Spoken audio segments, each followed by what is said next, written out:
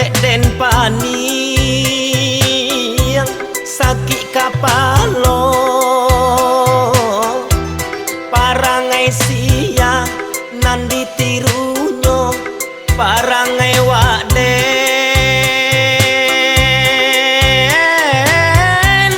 atau perangai amaknyo. Parangai si alon kan ditirunya lai kalau ndak perangai waan. Ah itu barana jualah pasang KB banyak. Kecolongan, kecolongan,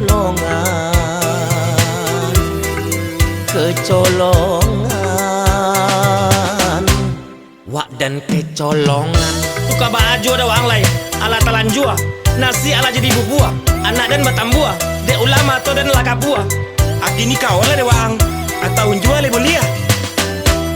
Anak dan partamo, namanya Sayuti, laya mendadak di dalam taksi. Suko mangudok, samba di kuali, baru tamat SD.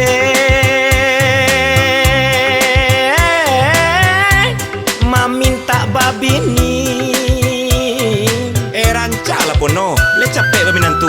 Abarale walai. Berale ada angko. Nan kadi makan susah. Kecang dak gadang biale ini kok. Tasapo dima, tasapo dima, tasapo dima.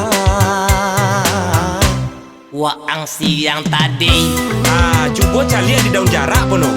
Ajar leh, di mana tersapunya tuh? Ah, mungkin tersapu di belakang rumah dah.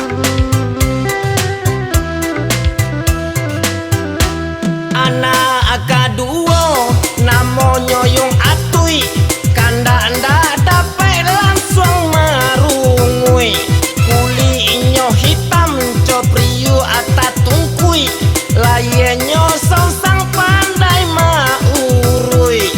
Bantuannya baga joka puyuak takui. Anak dan ketiga namanya Sirino, hidungnya pesek cawe juang bakonyo.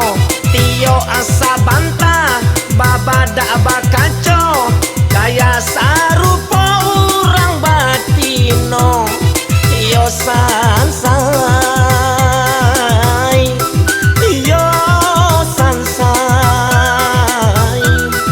tio sansai.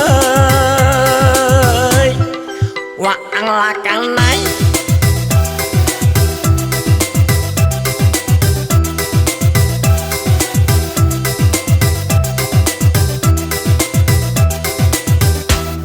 Anak nan kaampe namanya si Indra, maleh sekolah,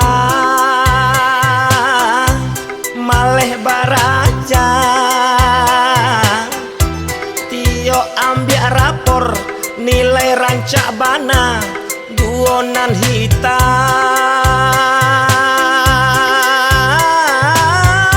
salah bianyo merah. Indra, pakak bana wa ama Indra. Kak jadi apa wa angko yuang? Alah. Kak jadi apa? Kak jadi apa? Kak jadi apa? Wa angko Indra.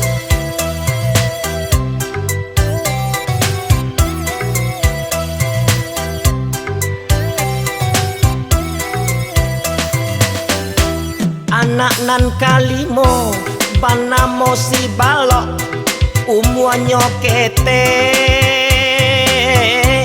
yo kancang Maroko.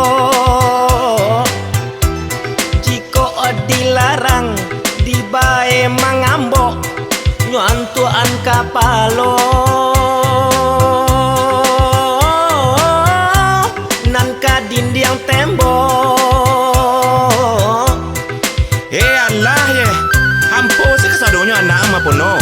Dah do cie je jadi orang doh.